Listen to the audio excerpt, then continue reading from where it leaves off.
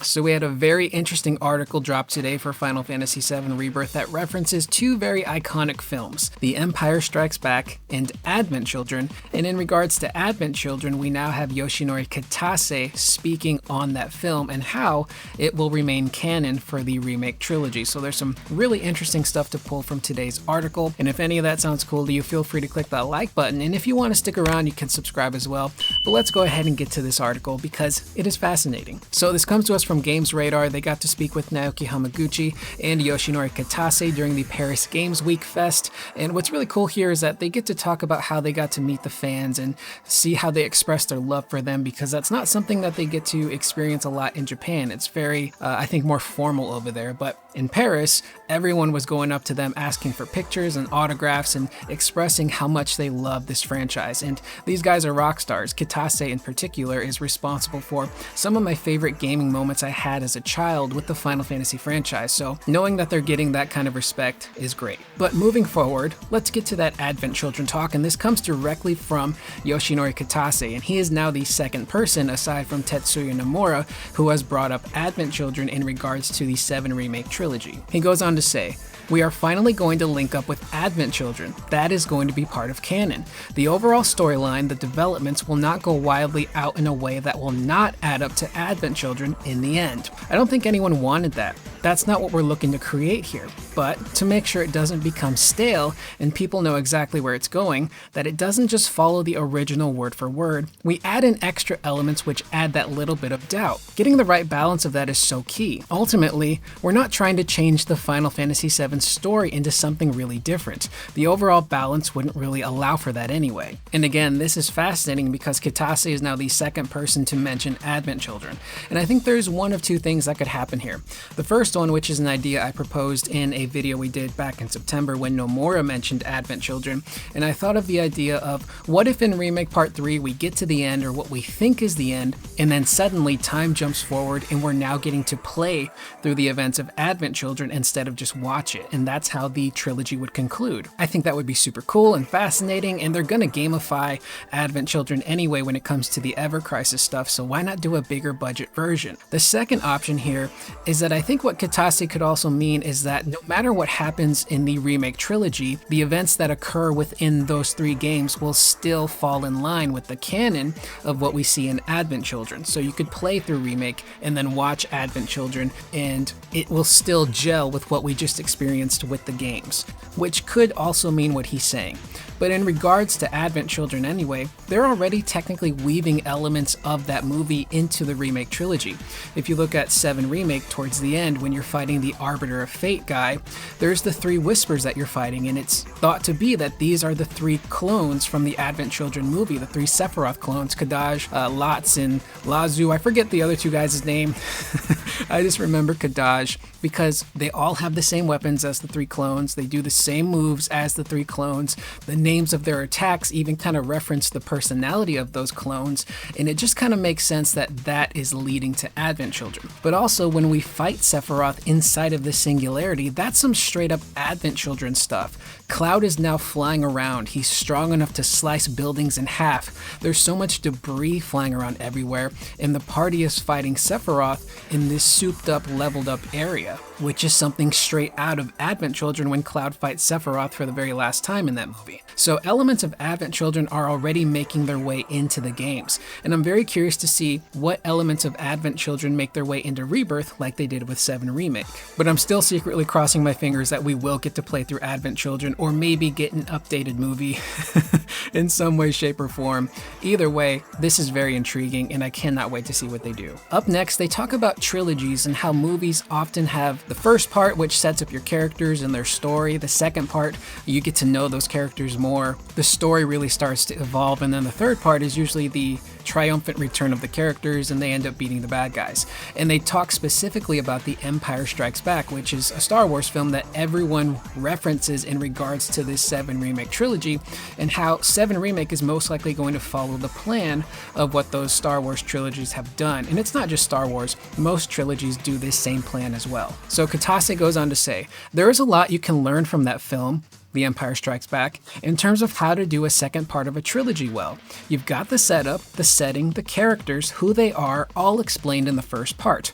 The real role of a second part of a trilogy is to deepen that, explore it further, go into the relationships between the characters and how they relate to each other a lot more, which is very much what we focused on here. Also, linking through to the third part, the climax of the trilogy, obviously you have to have the big twists, the unexpected aspects, the things that will throw people a little bit, get them motivated to want to see what happens in the end of the story. Like I say, there's a lot you can learn from that film. It's very good to bear in mind in terms of the right way of going about the second part, which again is pretty much how most trilogies structure their stories. You've got, like they said, the introduction. Let's use Star Wars for example. We get introduced to Luke Skywalker and Ben Kenobi, Princess Leia, Han Solo, Chewbacca, Darth Vader. All of these characters in the story then get set up.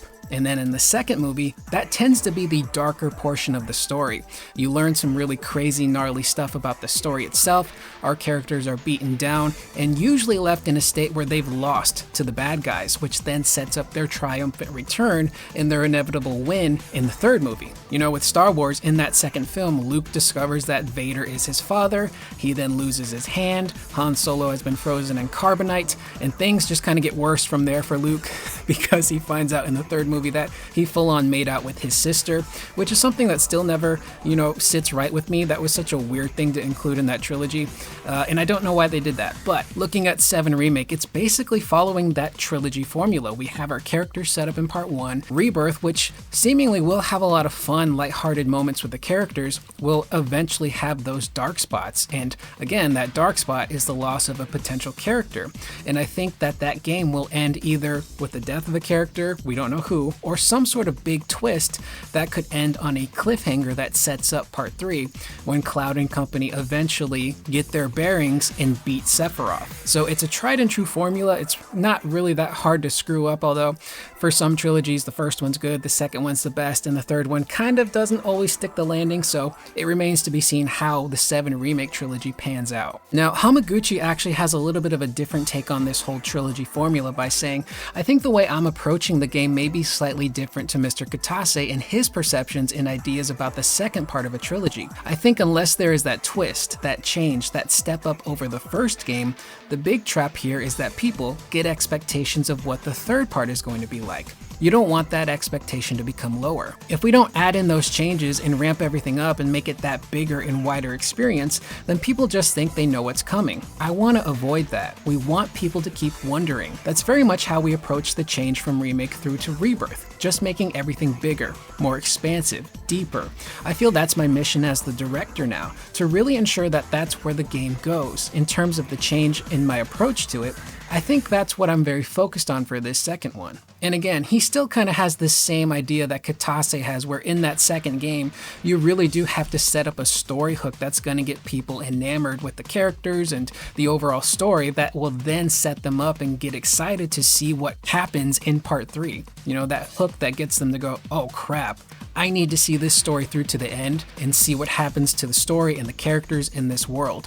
And that's basically what they're doing with this remake trilogy. Again, very linear first game in Midgar, Rebirth, that more open world experience, getting to travel around the globe and do all kinds of crazy side quests and games and side missions and crazy battles. And then the third part, which my expectation again is that big globe-trotting kaiju adventure. You get the high wind, you battle all the weapons, maybe some extra cool stuff, and everything has escalated. That's the whole point of a trilogy, is escalation with each part. And again, Star Wars did that pretty well. You know, at the end of The Empire Strikes Back, the bad guys win. Darth Vader is the winner, and our heroes have to retreat and figure out what their next plan is. And again, if you know the story of FF7, we all kind of have an idea of what that dark moment where our heroes lose is most likely going to be in Rebirth. And lastly, Hamaguchi talks about balancing the characters in combat and how you want Cloud, Tifa, Bear, Aerith, those people you controlled in the previous game, to still feel like those same characters while also adding new characters like Red 13 and Kate Sith. Hamaguchi goes on to say, that's a really difficult thing to do. We had to put a lot of effort into it, but was definitely something we had to do right. The core of this is the characters from the first game have very much got fixed roles in combat. Cloud has to be close combat character, Aerith has to be a magic character, and more of a ranged magic character at that. Barret, again, is another ranged combatant, but also more like a tank and has to feel different from Aerith. People get attached to those combat styles. We couldn't do anything to really mix them up or change them too much because otherwise people would say, why do they feel wrong? For example, we could never make Aerith a close combat character in this one. And then we've got to add in all the new characters there and make sure that they don't change that overall balance either and upset that. For Cait Sith and Red 13, they had to be fitted in and made to work in their own way too. That was difficult. The more variables you use, the harder it gets. Hamaguchi then also goes on to praise the battle director of Rebirth, Teruyuki Endo. He was really good at that, and ultimately I think we did a great balance there, so Red 13 and Cait Sith feel like they belong in this system.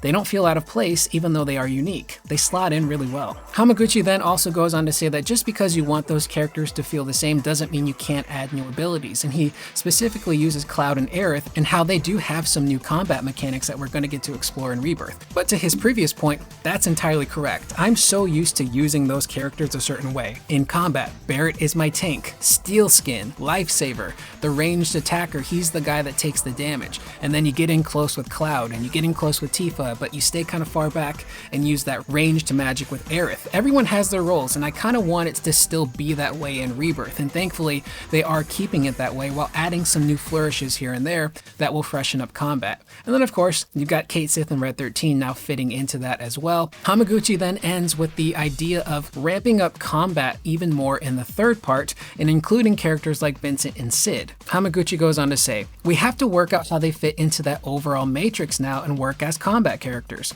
That's something we've started scratching our heads on recently. Talking specifics about the battle system for the third game is something that we'll be talking about quite a way into the future. A lot of that is undecided, but the way I see my mission for the ongoing series is that I definitely want to add extra dimensions, evolve it, give it a new fresh feel, a new gameplay experience which isn't in this game. I really want to take everything to another level, which again, it's going to be really interesting to see how they evolve combat further in Remake Part 3. And again, I had the idea of what if we could split up our party and fight the weapons, these gigantic creatures, with different parties that are set up in the air, some are in the ground, maybe some are, you know, on a middle section of the land, and we can all switch between those parties to fight the diamond weapon, ruby weapon, emerald weapon, and really seeing how characters like Vincent and Sid are going to control is something I cannot wait to see. I think the blueprint for Sid is already there with Sonon. He just needs some tweaks here and there. So that is the video. I'm Curious Corduroy. Let me know in the comments down below, what do you think of these comments in regards to Advent Children from Kitase? Do you think that we're going to get to experience Advent Children, or do you think it's just going to link up story-wise with what we saw in that film? I will see you guys in the next video. Please remember to always be excellent to one another.